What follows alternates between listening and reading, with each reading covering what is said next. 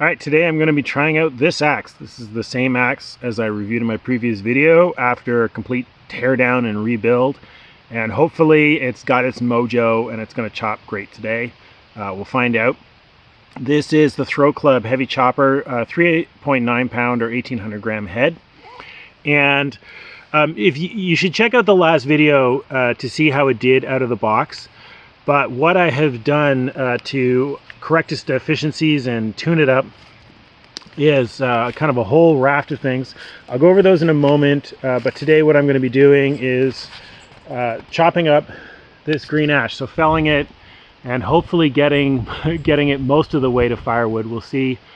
We'll see how that goes, but it's got a little bit of green left, but it's mostly killed by emerald ash borer, certainly on its way out. It's gonna be tricky. That's a lot of knots, but hopefully not as dry as the last one. It's a little bigger.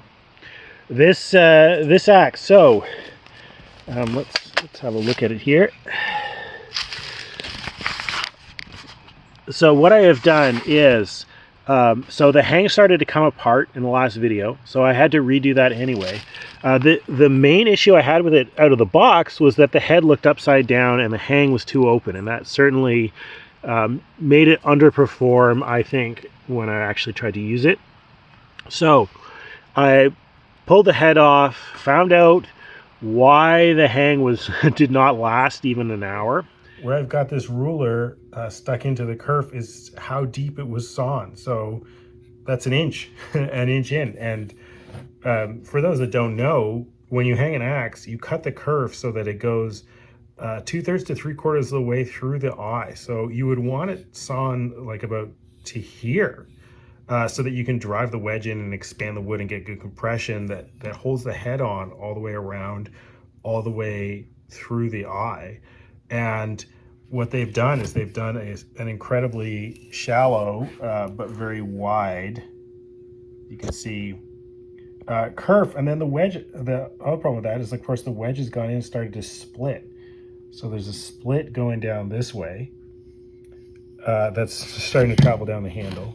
There's a split going down that way. You can see there wasn't a lot of contact front to back either. And so then, because the eye is not holding the head together, it has started to split here. And you can really see it here, probably from the barrel wedge. And I flipped the head over. And before I did that, I burred out around here. This is the small side. This is the large side. And so it's drifted to be hung like this. And my problem is that I think that's upside down and it should be hung like this. So I think I might take this burr, this stone burr, and see if I can open up what I want to be the top of the eye a bit. I don't have to go all the way through. I'll make it kind of hourglass. So I'll just make the top kind of inch or so wider than the middle. Okay, so then it'll be sort of hourglass, so wide, narrow, wide. And some axes are just drifted that way anyway, and so that will stay on. So I think that's what I'm going to try and do. Ground out the eye as much as I'm going to do. Basically, I did it until the little rotary stone wore away and I got annoyed. But I think it's a little bigger up top than it is in the middle, and that's all I'm going for. It's still not quite as big as on the bottom, but it's closer. So I'm going to try and hang it as is. So now the hang is more closed, so the heel toe closer in line with the palm swell. So one of the things that I criticized about this axe last time was that I think the hang is too open. So like last video, I'm going to use the edge of the bench as a reference. And so for a racing axe, and I think a lot of other chopping axes, what you would want is a straight line to run from the toe to the heel to the handle. And as you can see, this one's off. So you would want it to line up more like that, and it doesn't. It's tilted too far up. And so one of the things I suggested was that if you were to flip the head to be what I consider right side up, so opposite of how they had it, then it would the hang would line up better. And I was kind of pleased to see when I tried it that that is indeed the case. So I'll just show you that without me having to adjust anything, already it's much closer.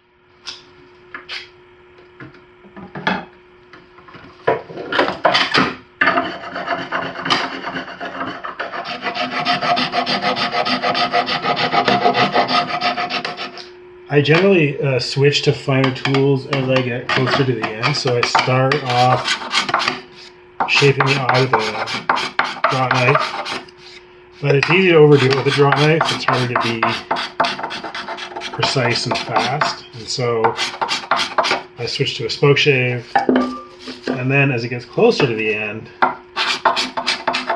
I go to a 4-in-hand rasp, like a fine rasp. And I also find card scraper is kind of handy. Plus it leaves a good finish. I think I've taken enough wood off this and I've brought the head down far enough. It's got contact all the way around except maybe a tiny gap at the very, very front, which I'm not too worried about. And so I think what I'm going to do is pull the head off and do the grinding. Then I'll wedge it, and if the handle survives the wedging process, then I'll thin it a bit. So I'm basically thinning this behind the edge, trying to make this micro bevel an actual micro bevel by shaving this off. I'm keeping the same angle. I will lose the hollow, but I'm not really sure the hollow is a great idea anyway. I think I prefer flat. Or at least I'm not worried about going flat, so that's what I'm going for. I'm just using push filing because I'm just following the angle that already exists.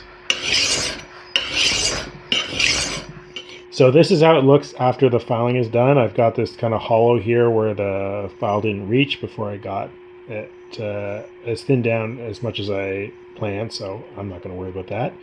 But what I'm going to do is try and smooth out the file marks. So what I'm doing right now is just grinding off some of the file marks with this really coarse hardware store, sharpen your lawnmower blades kind of stone. And I'll spend about 10 minutes on this, and then I'll go through a series of just the stones I happen to have, maybe 5 minutes on each of those per side.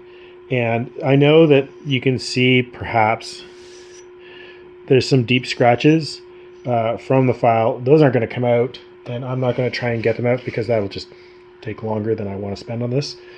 And if you wanted to get that stuff out, in my experience, you'd be better off using the grinder to do that. And I'm not going to do that. I'm just going to get it smooth enough so that friction is not going to be a big issue when I'm using it in terms of penetration and then sticking. So smooth it out a little bit, as much as I can do by hand with the stuff I have, and that'll be good enough. I'm not saying this is the best thing to use for that. There are better stones and diamond plates and stuff, coarse diamond plates, that would probably do a better job. I just don't have any of those right now. So this is what I'm using. Okay, so I've gone as far as I want to do by hand with the stones, and I'm left with a hazy, scratched mirror. But I think it'll do the job of just being better than the raw file marks in terms of friction in the wood. So good enough. So this part right here, the high center line is going to be getting a lot of contact with the wood, and right now it's got that forged finish, which is I think is very nice in terms of aesthetics, but it's also rough. And so I'm going to smooth it out a little bit. I'm not going to polish it all off, but I am going to take off at least the bumpy high spots, smooth them over with orbital sander. All right, it's a little smoother. I think it might help a little bit. On the second sharpening, still it's not the easiest steel to deburr, but it was a little easier this time. I just used my own stone, so maybe that helped. Well, I'm sure it did. If you use a fine grit stone, it's just a lot easier to take the burr off.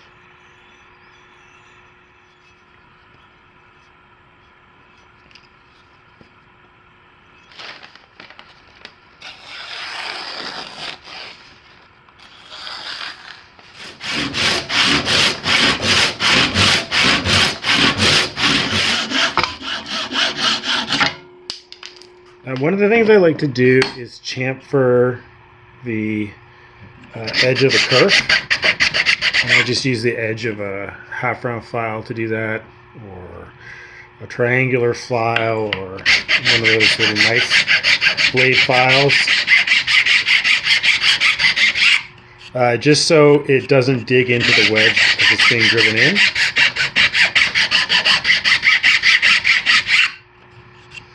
You could also, I suppose, use a piece of sandpaper to do that.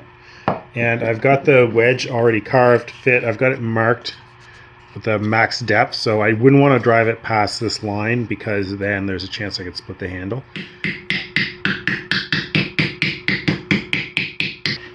Want to get the first really good hit with the head hanging upside down at least. I might not do all the driving like that, but this will pop the head on tight at the same time the wedge is being driven in to chase after it and really pin the head. If you're driving like this, then you're also driving the handle like through the head or the head up the handle, which I don't want until I know the wedge has really grabbed it in place.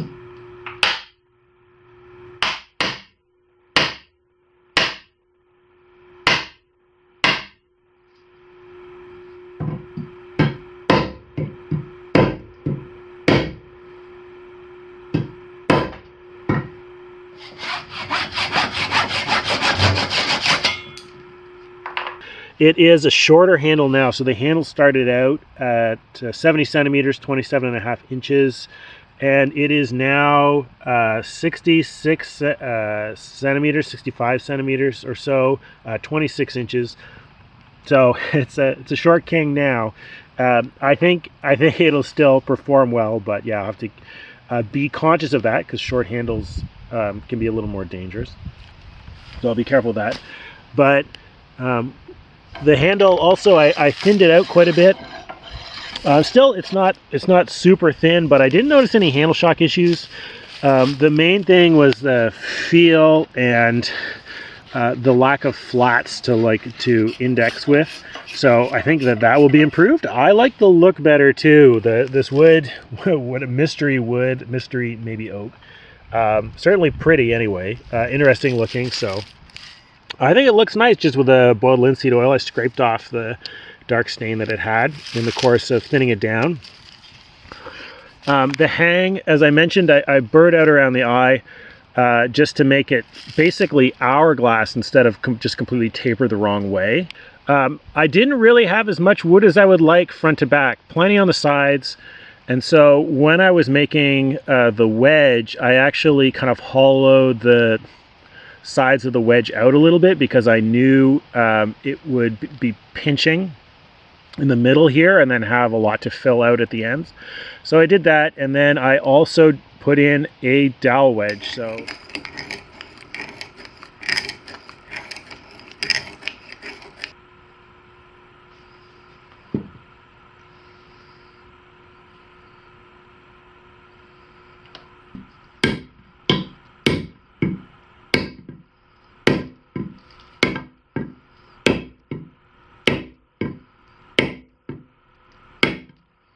And then I did put in a step wedge. Normally I don't do that, but I was just trying to fill front to back. The reason that I didn't put in a cross wedge, which is what I would normally do if I had that problem, was because when I took the hang apart, it already had a split running down, and I didn't want that to progress farther. Well, the split was probably caused by the barrel wedge and the poor fit originally. But a cross wedge, really, they're come with a big risk of splitting down the handle out the bottom of the eye, and so I really didn't want that to happen, so I did not do that. Instead, I just tried to expand it enough with the dowel wedge after I hung it. The hang on the fit on the bottom is quite good. The fit on the top, I think it's going to be okay, but there is little gaps in the corner there. I think generally the fit everywhere else is pretty good, so I think it's going to last. We'll find out, at least if it fails the first day. That would be terrible. I also, sorry ThrwClub, took off the decal. That was a hard decal to take off. A very, very well done putting it on there, but I didn't want it to be upside down, so I took it off. And yeah, we'll see. This axe, you know, really had like has a lot of potential. Didn't really work for me out of the box, but it has a lot of potential. Those wedgy, high centerline cheeks, aggressive primary bevel, and, you know, heavy weight, nicely shaped handle. Oh yeah, the other thing I did, so when I was refinishing the handle, besides thinning it and giving it more flatter sides, I also rasped this grip portion down to try and recover some of the length that I lost by rehanging. So I moved the grip a little lower, and hopefully that will make it at least feel a little bit longer than it would have otherwise. So yeah, let's give this a shot and see if I can get something done with it today.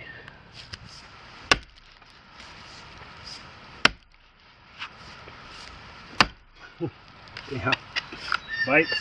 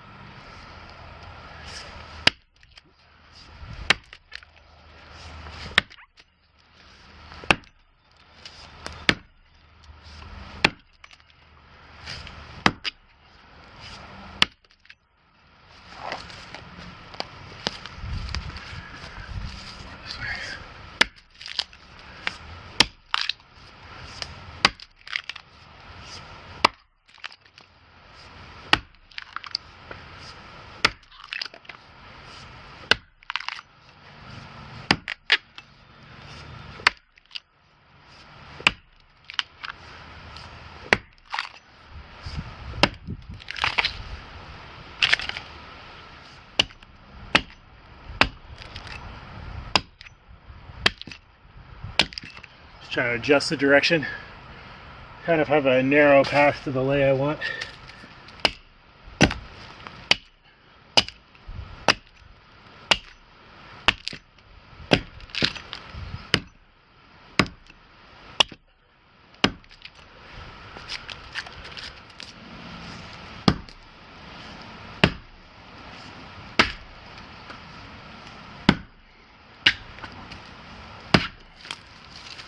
So I'm chopping with my off side, which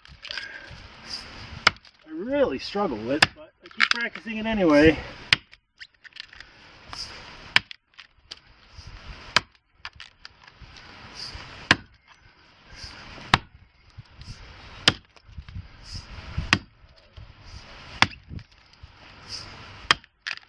For felling, because, and I've explained this many times, but in case you're new to what I'm doing,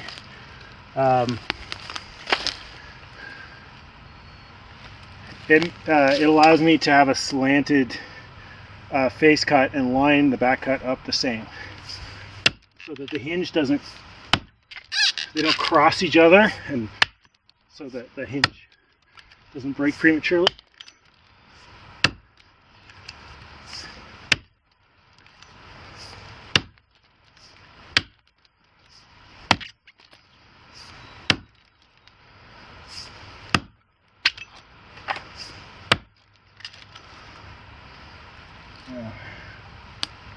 Should go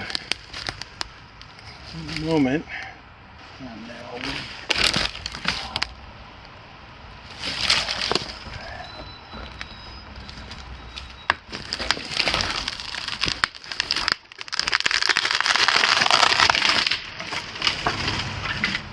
I hit my slot, but then the branches made it roll over awkwardly into the other tree, so maybe when I limit a little bit more, it'll roll back the way I want.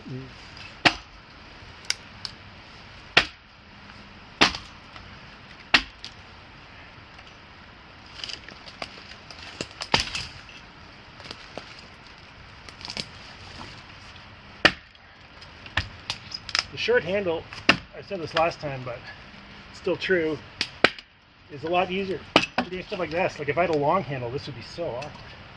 So for limbing, I like it because you're often working at awkward angles with stuff in the way.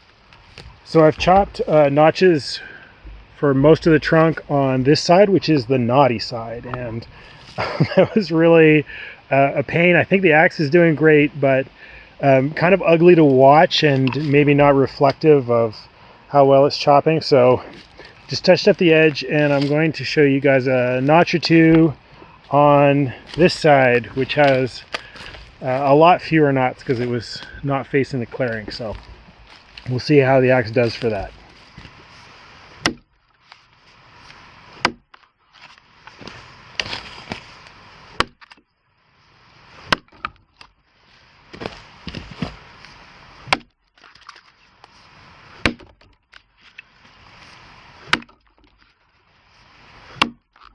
Just a couple there.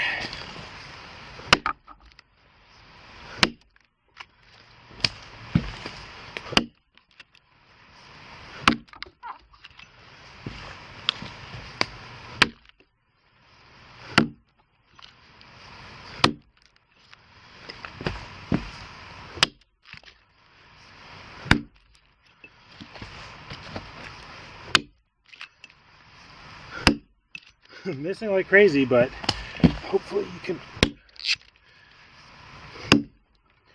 see that the axe is doing great and any problems are just me. Right, here's another section, looks knot free. Try that one.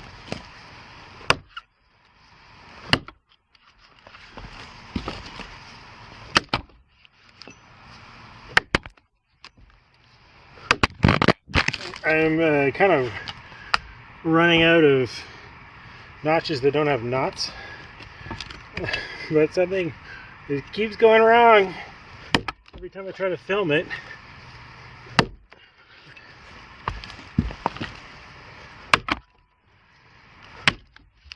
This one has knots too, but despite my struggles with cinematography, axe is doing great. very fun to swing now. Seems to be performing very good, very well.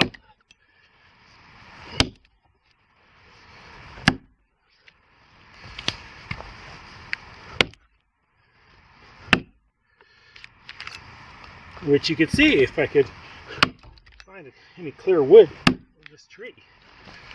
There's a knot here too, down the bottom. You can tell by how the grain is twisting, flowing.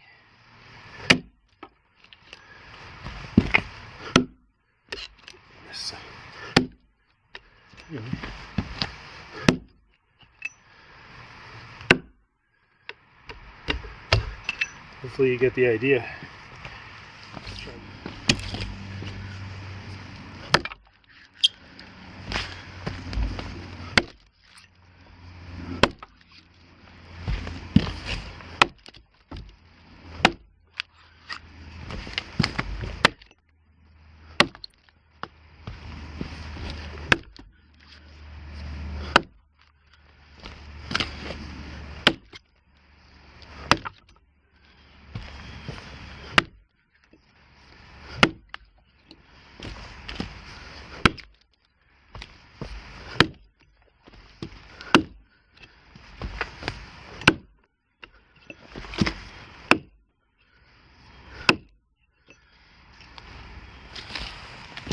Working at near the top of the tree where it's been dead for a while, it really, part of the difference in performance, so that was a little bit green there even, but the other places where I've been chopping, I can tell that a lot of the difference in performance is just due to how, okay, there's one band of green wood there, and then this is hard.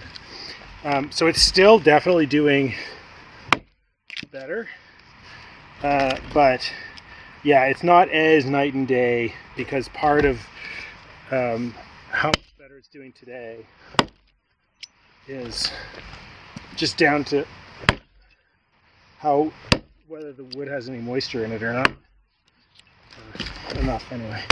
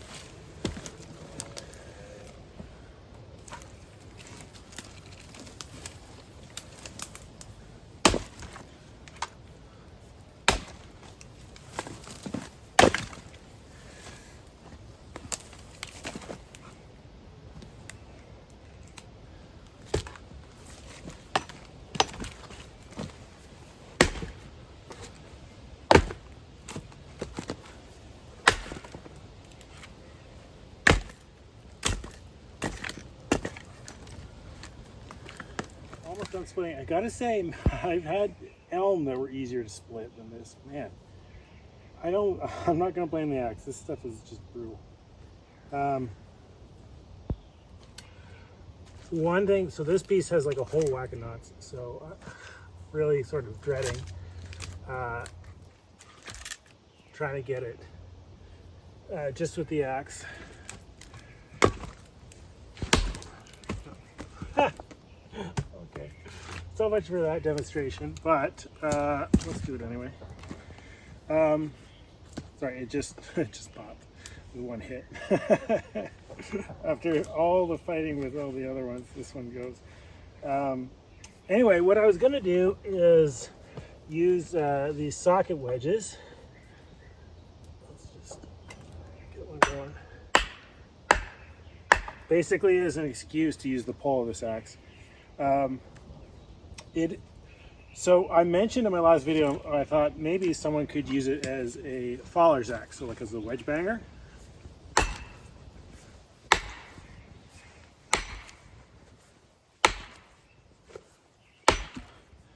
And I got a somewhat mysterious, well, this is hard enough anyway. I got a somewhat mysterious comment where someone's like, I would never use a felling axe as a wedge banger. And I don't really know what they mean, what they think a felling axe is. You know, there's different definitions of it. I suppose it means they think that this is a felling axe. I wouldn't call it that. But I was thinking there's a couple things you could mean. One, that they would never use an axe with a curved handle as a faller's axe, as a wedge banger. I mean, I wouldn't ideally either. I have, but it's not ideal. But you could swap handles out. Or maybe they would never use an axe with an unhardened pole to bang wedges, which if they're plastic wedges or wood, I don't think it's a big deal. I mean, if you buy a new faller's axe from Council Tool, the pole's not hardened. At least, yeah, not the regular Dayton faller's axe.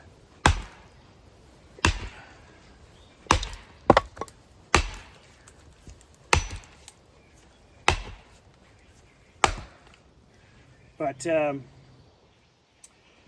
yeah, or maybe just the balance. So the balance on this, something that other people brought up in regards to chopping, is very bit heavy. It doesn't have a lot of pull. I mean, it's got a lot of mass around the eye, but it doesn't have like a lot of pull. And I didn't even think about that because the other axe I've been swinging lately is Tasmanian, a high test Craftsman, or sorry, Challenger, and Tasmanians are specifically, like, they're designed, they change the weight distribution to put the weight in front of at the front of the eye to concentrate it here. And racing axes are the same, and I've, you know, been using an axe like that already. So it doesn't bother me. Americans really like to go on and on about the balance of an axe. And if you feel strongly about that, maybe this wouldn't be the axe for you, but I hadn't really noticed, and to me it performs quite well. The only time I think that I would, where having a well-balanced axe really matters, is the actual felling. But for chopping on the ground, bucking and limbing and stuff, I don't really notice it too much. But the other thing you might notice it for is wedge banging, because you are moving the axe like this, and so you would have to compensate for the fact that it does kind of want to do that. I don't find I have to think about it a lot to be able to do that, but that's something that I just wanted to note, is that it's perfectly valid, and a lot of people have a preference for an axe with balance this way, and this one does not have an even balance. The blade is a lot heavier than the pole. So something to think about when, if you're considering buying this axe.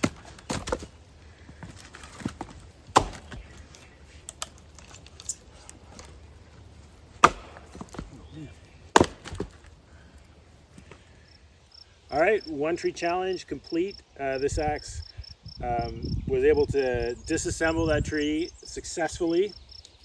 In the interest of full disclosure, this is in fact the next day. I did have this all stacked and everything yesterday, but when I shot the outro, I accidentally made a mistake framing the shot and had my face cropped off. So that was just too annoying to keep. So I've come back out here, put on the same shirt, brought the axe out, and I'm reshooting the outro. So here I am. Turns out a much nicer day today, but that's all right.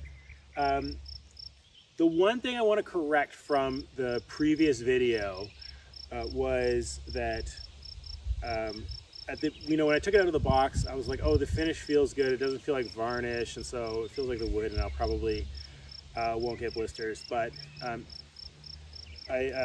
forgot to edit that out because by the end of that day of chopping, I did have a really nasty blister and another couple developing. And so, after a day of use, it definitely didn't feel like what I'm used to. And so once now, no blisters at all. Once I scraped and oiled the handle and sanded it a bit, now it feels good. Now, in actual use, this is what an axe handle is supposed to feel like. And so I feel, I feel like I need to correct the record on that. If you get an axe with a finish like that, even if it's not varnish, it's got looks a little sticky somehow, just too much friction, too grippy. Yeah, just scrape that off. Don't sand it. That takes forever. Scrape it off and replace it with linseed oil, and that's much better in actual use. Otherwise, yeah, this axe was really fun to use. I think I did a successful job on the rebuild, addressing all of the problems, and yeah, fun, efficient axe for bucking and limbing. I did have a lot of fun swinging it. When it came to splitting, splitting was a chore. Some of these green ash are just super tough. This is one of them, so it's not really the axe's fault. The only thing I will say is that the short handle made it more awkward and felt more dangerous. 26 inches is just a bit short for, heavy splitting work. Um, and so, yeah, it would be better to have a longer handled axe for that particular job, but this did get the job done. And, uh, and for all the other things, it was great. So yeah, I think I've, uh, pulled it off, made the save with this axe, and I'm happy to have it now. So I hope you guys enjoyed the video and got something out of it, and I'll see you next time.